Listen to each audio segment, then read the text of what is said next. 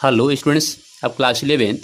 Today's in video lecture we describe sodium hydrogen carbonates also known as baking soda or sodium bicarbonates, जिससे हम दिखाते हैं sodium bicarbonates.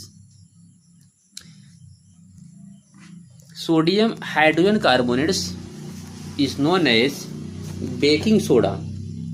Students आप ये जानते हैं कि सोडियम हाइड्रोकार्बन को नोन एज बेकिंग सोडा के नाम से जानते हैं because it decomposes on heating to generate bubbles of carbon dioxide, leaving holes in the cakes or pastries and making them light and fluffy. तो स्टूडेंट्स ये आप जानते हैं कि सोडियम हाइड्रोकार्बन जो है जब इसको डिकम्पोज हीट करते हैं तो हीट करने पर एक कार्बन डाइऑक्साइड का बबल प्रोड्यूस करता है, जिससे क्या होता है कि जो हमारे केक होते हैं उसमें होल हो जाता है पेस्ट्रीज में, and making them light and fluffy, और उसको केक और पेस्ट्रीज को लाइट और फ्लफी बनाता है। तो स्टूडेंट्स ये तो ऑलरेडी आप लोग सोडियम बाइकार्बोनेट सब जानते होंगे, इसका यूज लोग घर पे भी करते हैं, किचन में करते हैं। यह जैसे यह जो फ्लफी फूड आइटम बनाना है तो फ्लफी फूड आइटम बनाने में इसका यूज़ करते हैं। तो इस तरह से ये सोडियम बाइकार्बोनेट ये कॉमनली ऑलरेडी सब लोग जानते हैं। और इसका जो प्रिपरेशन हम कैसे करते हैं, इसको कैसे बनाते हैं, तो sodium hydrogen carbonate is made by saturating a solution of sodium carbonate with carbon dioxide. तो इसमें क्या करते हैं कि सोडियम कार्बन का सैचुरेट सॉल्यूशन बनाते हैं, क्लियर, और इसके साथ कार्बन डाइऑक्साइड गैस पास करते हैं। तो ऐसे कंडीशन में सोडियम बाइकार्बोनेट का प्रेसिपिटेट जो है इस तरह से आउटलेट होता है, क्लियर। तो यहाँ हम देख रहे हैं जो पॉइंट है कि sodium hydrocarbonate is made by saturating solution of sodium carbonates. तो स्टूडेंट्स यहाँ नाम आया है सैचुरेटिंग सॉल्यूशन। तो सैचुरेट सॉल्यूशन उसको हम कहते हैं कि वाटर में सोडियम कार्बोनेट डिजॉल्व करते रहेंगे, कैसा कंडीशन आएगा कि सोडियम कार्बोनेट वाटर में डिजॉल्व होना बंद हो जाएगा। तो ऐसे सॉल्यूशन को हम कहते हैं saturate solution with, clear, carbon dioxide. तो कार्बन डाइऑक्साइड उसमें क्या करेंगे, सैचुरेट करेंगे, उसमें डिजॉल्व करेंगे। The white crystalline powder of sodium hydrocarbonates being less soluble get separate out. जैसे हमने आपको बताया कि जब इसके सॉल्यूशंस में कार्बन डाइऑक्साइड गैस पास करेंगे तो इसमें जो व्हाइट प्रेसिपिटेट आएगा जो इंसॉल्युबल है, और इसको हम क्या करते हैं, सेपरेट आउट करते हैं, और that is sodium hydrogen carbonates. The sodium hydrocarbonate is a mild antiseptic for skin infection। तो ये स्किन इन्फेक्शन में एंटीसेप्टिक का भी काम करता है। It is used in fire extinguishers, और यह फायर एक्सटिंग्विशर का भी काम करता है, क्योंकि सोडियम हाइड्रोकार्बोनेट को जब हीट करते हैं तो CO2 प्रोड्यूस करेगा, और CO2 क्या है, फायर एक्सटिंग्विशर है। CO2 आपको क्या करता है, बुझा देता है।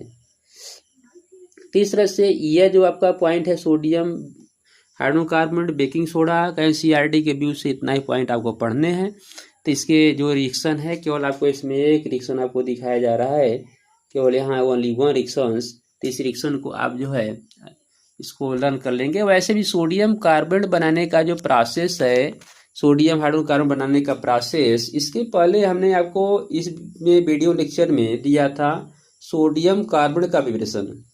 सोडियम कार्बोनेट का प्रिपरेशन जब हमने आपको दिया था तो वहाँ सबसे पहले सोडियम हाइड्रोकार्बोनेट ही बनता है, और सोडियम हाइड्रोकार्बोनेट जब बनेगा तो इसको जब हीट करते हैं तो ऐसे कंडीशन में हीट करने पर हमको ये ऑप्शन होता है। तो ये जो है हम डिफरेंट सेल मेथड से जब सोडियम कार्बोनेट बना रहे थे तो पहले सोडियम हाइड्रोकार्बोनेट ही बनता था, क्लियर। आप वहाँ भी देख सकते हैं कि इंडस्ट्रियल प्रोसेस कैसे है, या सोडियम कार्बन में अगर ये आप कार्बन डाइऑक्साइड प्रोड्यूस करते हैं तो वहाँ भी आपको जो है ये ऑप्शन हो जाएगा। चलिए अब हम आते हैं नेक्स्ट, एक कुछ पॉइंट यहाँ दिखाया गया है कि biological importance of sodium potassium. तो सोडियम और पोटेशियम का क्या बायोलॉजिकल इंपॉर्टेंस है, हमारे लाइफ में इसका क्या इंपॉर्टेंस है, तो इसको हम देख लेते हैं कि a typical 70 kg man's consist about 90 gram sodium and 170 gram potassium compared with only 5 gram of iron and 0.06 gram copper. तो एक 70 kg का अगर ह्यूमन्स है तो उसके बॉडी में नियर अबाउट 90 ग्राम सोडियम होता है और 170 ग्राम क्या होता है, पोटेशियम। क्लियर। तो स्टूडेंट्स ये सोडियम पोटेशियम फ्री फार्म नहीं होते हैं, एक कंबाइन फार्म होते हैं, क्योंकि आप जानते हैं कि सोडियम अगर फ्री फार्म हो जाएगा तो यह एयर से मॉइस्चर रिएक्शन करके इसकी ये बर्न होने लगता है। चलिए हम आते हैं, कुछ देखते हैं इसका इंपॉर्टेंस क्या है। तो sodium ions are found primary on the outside of cell. Sodium ion cell के बाहर होता है, being located in blood plasma and then in the interstitial fluids which surround the cell. Okay, these ions participate in the transmission of nerve signals. तो इसमें से ये जो sodium potassium, तो हमारे नर्व्स में, अगर आप नर्वस सिस्टम का फिगर जानते होंगे तो एक नर्वस सिस्टम जो मैसेज जाता है, जैसे ये नर्वस सिस्टम का अगर हम देखें तो अगर ये मैसेज ट्रांसफर होता है तो इसमें होता है क्या कि सोडियम जो है ये बाहर होता है और पोटेशियम जो है इनसाइड होता है। जैसे ही पोटेशियम इनसाइड जाएगा, आउटसाइड जाएगा, सोडियम कहाँ चला जाएगा, इनसाइड। इसको हम कहते हैं सोडियम पोटेशियम पंप। और सोडियम पोटेशियम पंप के थ्रू यह जो है मैसेज जो है, यह सिग्नल जो हमारे यह नर्व का सिग्नल होता है, यह ट्रांसमिशन होता है। It regulating the flow of water across cell membrane. हमारे सेल मेम्ब्रेन में वाटर का जो फ्लो होता है, वाटर जो फ्लो करते हैं सेल मेम्ब्रेन के बोथ साइड, इसमें भी सोडियम पोटेशियम का इम्पॉर्टेंट रोल है। And in the transport of sugar and amino acid into the sales.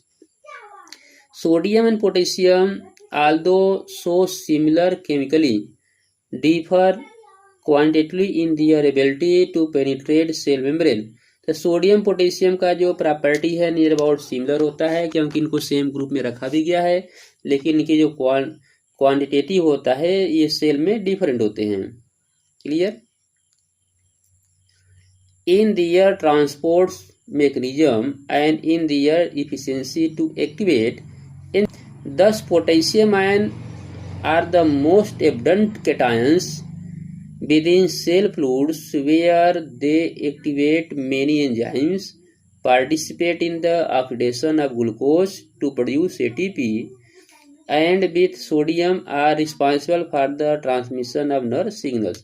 इस तरह से पोटेशियम जो है आप देख रहे हैं सोडियम के साथ क्या करता है कि रिस्पॉन्सिबल होता है नर्व सिग्नल के लिए, और ये अगर इसमें इनकी लैकिंग हो जाती है तो नर्व का सिग्नल नहीं जाता है हमारे वन आर्गन से अदर आर्गन्स में, और अगर नर्व सिग्नल्स नहीं एंट्री करेगा जिस आर्गन में, उस आर्गन में दिखाते हैं कि आर्गन को पैरालिसिस हो गया, आर्गन जो पैरालाइज हो गया है। तो अब इसके साथ साथ जो पोटेशियम है, पोटेशियम क्या करता है कि ग्लूकोज के ऑक्सीडेशन में ये हेल्प करता है और एटीपी एनर्जी प्रोड्यूस करता है।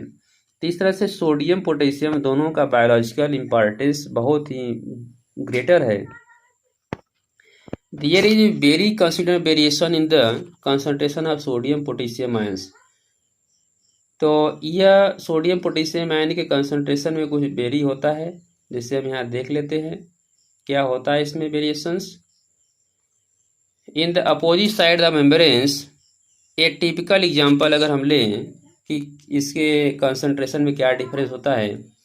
In blood plasma sodium is present to the extent of 143 milli per liter, small per liter, whereas the potassium's level is only 5. Clear. Potassium और सोडियम का देख रहे हैं आप। Clear. Within the red blood cells, their concentration change to the 10 millismoles per liter sodium and 105 millismoles per potassium These ion gradient demonstrate the discriminatory mechanisms called the sodium potassium pump। तो sodium potassium pump जो अभी हम नाम ले रहे थे कि इसमें क्या होता है कि सोडियम आयन पोटेशियम आयन की एक्सचेंज होता है और सोडियम आयन का जो पोटेशियम आयन का एक्सचेंज होगा जो जिससे हमारे नर्व है, तो अगर नर्व में सोडियम आयन, अगर ये सोडियम आयन आउटसाइड जाता है तो पोटेशियम आयन क्या होगा, इनसाइड होगा। और दोनों का जो ग्रेडियंट होता है, कंसंट्रेशन होता है, सेम नहीं होता है, डिफरेंट होता है। क्लियर्स?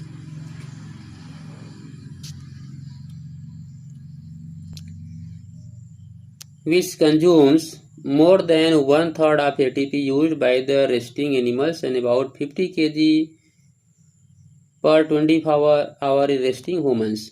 तीसरा सिस्टम जो है सोडियम पोटेशियम का जो रोल्स है जो हमने अब देखा in biological importance, that is very important sodium potassium. So in the given video lecture we describe firstly sodium hydrocarbons का preparations and after is a biological significance of sodium potassium। So thanks।